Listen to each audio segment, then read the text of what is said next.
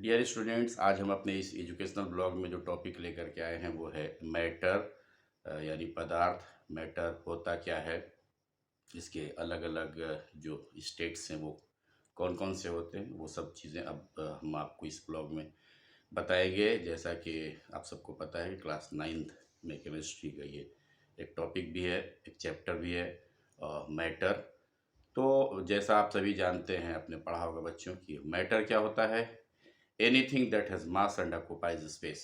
हर वो चीज़ जिसके अंदर एक मास होता है, एक द्रव्यमान होता है और एक वो जगह घेरती है। जैसे एग्जांपल के लिए अभी मैं जिस जगह पे बैठा हुआ हूँ, ठीक है, उस जगह पे और कोई नहीं बैठ सकता क्योंकि वो जगह मैंने ऑक्यूपाई कर रखी है।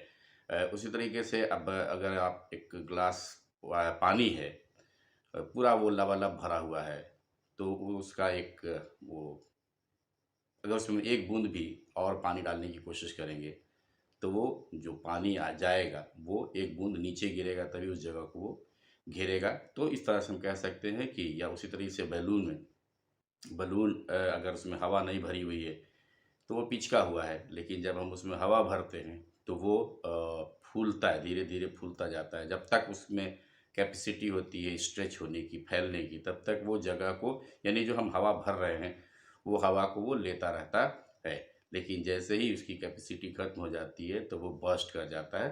तो हम इसीलिए कहते हैं कि anything that has mass and occupies space, यानी हर वो चीज़ जो जिसके अंदर एक द्रव्यमान होता है और वो जगह घेरती है, उसको हम मैटर कहते हैं। तो हर एक चीज़ जो आप देखते हो वो मैटर है अपने आप में, यानी इसने क्या कर रखा है, जगह घेर रखी है। अगर एक ग्लास खाली आपको दिख रहा है तो ये ना समझिए कि वो खाली है, उसमें भी वो हवा भरी हुई है, दैट मीन्स वो भरा हुआ है, वो खाली नहीं है। हम भले उसको बोल सकते हैं कि वो खाली है, लेकिन एक्चुअली में साइंस की भाषा में अगर देखा जाए तो वह खाली नहीं होता है। आप उसको अगर मेरी बात का विश्वास ना हो या आपको लगता है कि नहीं साइंस ने ये गलत कहा है, तो आप उसको खुद एक्सपेरिमेंट कर सकते हो। आप उस ग्लास को उठाओ और एक भरी हुई बाल्टी में, या भरा हुआ जो पानी भरा हुआ बाल्टी हो या कोई भी बर्तन हो, उसमें आप उस ग्लास को सीधे ले जा करके उसके अंदर डुबाने की कोशिश कीजिएगा। देखिएगा वो नहीं डूबता है, क्योंकि उसमें ऑलरेडी हवा भरी हुई है। अब उस हवा को जब तक आप नहीं निकालेंगे उसके अंदर पानी जा नहीं सकता, क्योंकि हवा ने जगह घेर रखा है। लेकिन थोड़ा सा ये उस ग्लास को आप हल्का सा टिल्ट करते हो तो देखोगे पानी का बुलबुला जो है वो नीचे से अंदर से निकलता है, वो ऊपर की ओर आ जाता है। दैट मीन्स जैसे हमने टिल्ट किया, वो जो हवा है वो यहाँ से एस्केप कर गई, और जैसे ही हवा एस्केप करती है उसमें, वो ग्लास में, वो फिर पानी भर जाता है। ये आप लोगों ने अमूमन हमेशा देखा होगा। तो कहने का मतलब है कि हर वो चीज़ जो जगह घेरती है और जिसके अंदर एक द्रव्यमान होता है, तो वह मैटर कहलाती है। अब सवाल उठता है कि व्हाट इज़ मास। तो जैसा आपने पढ़ा होगा कि दो चीज़ें होती हैं, एक होता है मास और एक होता है वेट। तो एक्चुअली में बहुत सारे बच्चे जो होते हैं वो सोचते हैं कि मास और वेट एक ही चीज़ है, बट मास और वेट एक चीज़ नहीं है, दोनों में डिफरेंस होता है। तो आइए मैं सबसे पहले आपको मास बता दूं कि मास क्या होता है और वेट क्या होता है। तो mass is the measurement of the amount of matter.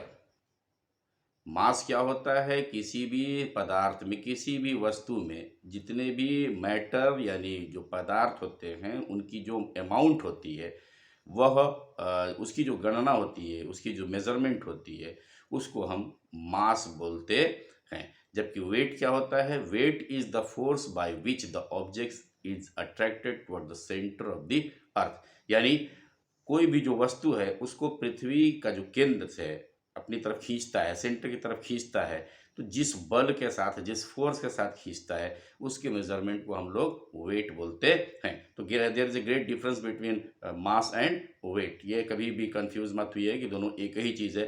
द्रव्यमान अलग चीज़ होती है, भार अलग चीज़ होता है।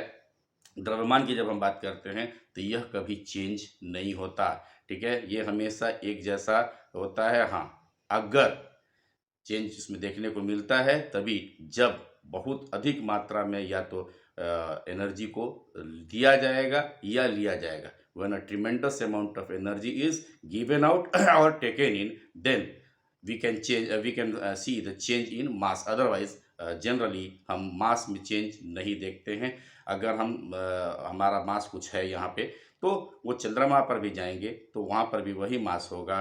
पोल्स के ऊपर चले जाएंगे तो भी मास वही होगा। किसी ऊंचाई वाले जगह पे चले जाएंगे तो भी वही मास होगा। अगर हम प्लेन्स पे होंगे तो भी मास वही होगा, unless and until a tremendous amount of energy is released और टेकन इन। तो मास कभी भी नहीं बदलता है, जनरल जो सोच है यही होती है। लेकिन वेट क्या होता है, वो बदलता रहता है। सिंपल सा एक एग्जांपल मैं दे दूं कि अगर हम पृथ्वी पर ही हैं, तो आप सबको पता है कि जनरली हम लोग यही कहते हैं कि earth is round, but actually में अर्थ राउंड नहीं है। वो जो पोल्स के ऊपर हल्का सा वो कम है इन कंपैरिजन टू इक्वेटर। तो अगर एक इंसान पोल के ऊपर खड़ा है, ध्रुव के ऊपर खड़ा है, और एक इंसान इक्वेटर के ऊपर खड़ा है, तो जाहिर सा बात है थोड़ा सा वहाँ झुकाव कम है, वहाँ पे गोलापन थोड़ा सा कम है। तो जो पोल के ऊपर जो इंसान खड़ा है, वो अर्थ के सेंटर से उसके बीच की जो दूरी है वो कम है। जबकि जो पोल्स के ऊपर इंसान यहाँ खड़ा है विषुवत रेखा के ऊपर, तो वहाँ पर वो इंसान की जो दूरी है वो पृथ्वी से उसके सेंटर से ज़्यादा दूरी है इन कंपैरिजन टू पोल्स। तो हम वहाँ पर बोलेंगे कि जो पोल पर इंसान खड़ा है वो ज़्यादा वेट महसूस करेगा in comparison to the person who is standing at the equator. जो विषुवत रेखा पे खड़ा है वो इंसान कम वेट करेगा महसूस, क्योंकि उसकी जो दूरी है उस इंसान से लेकर के सेंटर ऑफ द अर्थ वहाँ पर थोड़ा ज़्यादा है। तो इस तरह से आप समझ गए कि जो वेट है वो हमेशा बदलता रहता है जगह जगह के ऊपर। जैसे जैसे दूरी ज़्यादा होती चली जाती है वैसे वैसे चेंज होता चला जाता है, दूरी कम होती जाती है वैसे वैसे चेंज होता जाता है। तो अब आते हैं कि जो मैटर है, मैटर कितने प्रकार के होते हैं। तो मैटर 3 तरह के होते हैं, आप सबको पता है, सॉलिड, लिक्विड और गैस।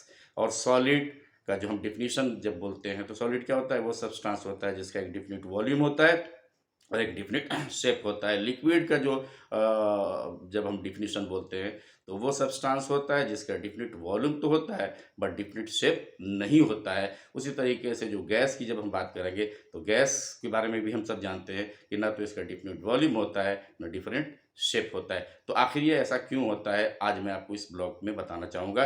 तो आप सभी जानते हैं कि जो सब्सटेंस है वो बना होता है सबसे छोटी इकाई होती है जिसको हम लोग बोलते हैं एटम। एटम से बना होता है, और जब 2 या 2 से ज़्यादा एटम्स जब मिलते हैं तो वो बनता है फिर मॉलिक्यूल्स।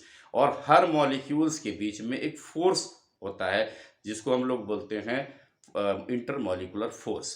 तो अब देखिए सारा खेल जो है इसी इंटरमॉलिक्यूलर फोर्स का है। हम सभी जानते हैं कि जो सॉलिड होता है उसमें मॉलिक्यूल्स क्लोजली पैक्ड होते हैं, यानी एक दूसरे के नज़दीक होते हैं। तो जब एक दूसरे के नज़दीक होंगे तो जो इंटरमॉलिक्यूलर फोर्स लग रहा है 2 मॉलिक्यूल्स के बीच में, वो काफ़ी स्ट्रांग हो जाता है, काफ़ी स्ट्रांग होता है।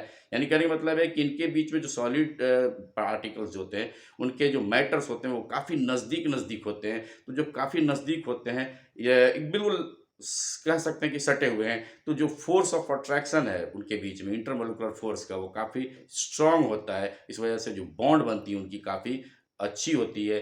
That's why the solid has a definite shape and a definite volume. लेकिन जब हम लिक्विड में आते हैं तो हम देखते हैं कि लिक्विड्स के जो मॉलिक्यूल्स होते हैं वो थोड़ी सी दूरी पे होते हैं as compare to solid. Solid के तुलना में जो लिक्विड्स के मॉलिक्यूल्स होते हैं वो थोड़ी सी दूरी पे होते हैं। तो उनके बीच में जो फोर्स ऑफ अट्रैक्शन होता है, यानी इंटरमॉलिक्यूलर जो फोर्स होता है, वो लगता तो है बट सॉलिड के कंपैरिजन में स्ट्रांग नहीं रह जाता। ठीक है, सॉलिड ज़्यादा मजबूती के साथ एक दूसरे को पकड़े रहते हैं, लेकिन लिक्विड में वो जो मजबूती है वो नहीं रह जाती है, वो थोड़ी सी कम हो जाती है। इस वजह से, लेकिन इतना भी दूर नहीं है कि फोर्स ऑफ अट्रैक्शन का असर उनके ऊपर ना हो। यही वजह है कि जो लिक्विड्स होते हैं वो उनका डिफिनिट वॉल्यूम तो होता है। दैट मीन्स अगर आपने एक बाल्टी पानी रखा है, उसको अगर आप बिना गिराए हुए कहीं पर आपने बर्बाद नहीं किया और किसी बड़े से टब में डाल दिया, तो वो आकार तो टब का ले लेगा, लेकिन बाल्टी भर पानी ही रहेगा। उसी तरीके से अगर फिर आप उसको पानी को बिना गिराए हुए, बिना बर्बाद किए उस बाल्टी में फिर डालते हैं, तो देखेंगे कि जहाँ तक वो पानी बाल्टी में था, फिर उसी जगह पे वो आ गया। उसने रूप फिर बाल्टी का ले लिया, लेकिन अबर उसका जो वॉल्यूम है वो सेम रह गया। लेकिन अब जब तीसरी बार हम बात करते हैं गैस की, तो गैस में क्या होता है कि जो इंटरमॉलिक्यूलर फोर्स जो होता है वो काफ़ी कमज़ोर होता है, because the molecules are placed at a very great distance. Molecules जो होते हैं वो काफ़ी दूरी पर प्लेस्ड होते हैं as compare to solid and liquid. Solid और लिक्विड के कंपैरिजन में गैस के जो मॉलिक्यूल्स होते हैं वो काफ़ी दूरी पर होते हैं, तो जो उनके ऊपर जो इंटरमॉलिक्यूलर फोर्स लगता है दोनों मॉलिक्यूल्स के बीच, वो काफ़ी वीक होता है, काफ़ी कमज़ोर होता है। That is the reason why the liquids है neither have a definite volume nor a definite shape. कहने का मतलब है कि अगर आप एक ट्यूब में गैस को जमा किए हुए हैं, धुआं को बंद किए हुए हैं, ठीक है, और जैसे ही आप खोलते हैं उसको, वो बाहर उड़ जाता है। अगर किसी भी मीन्स से आपने उसको किसी दूसरे जगह में डालने की कोशिश की, तो वो शेप तो बिल्कुल उस जैसा ले लेगा, लेकिन वॉल्यूम नहीं रहेगा, उतना नहीं होगा। वहाँ से उठा के फिर आप उस टेस्ट ट्यूब में डालेंगे या उस ट्यूब में डालेंगे, तो पता चलेगा कि वो अब कम हो गया, क्योंकि ये ट्रांसफ़र करने में कुछ चीज़ें एस्केप कर जा रही हैं, क्योंकि उनके बीच में इंटरमॉलिक्यूलर फोर्स जो है वो काफ़ी कमज़ोर है।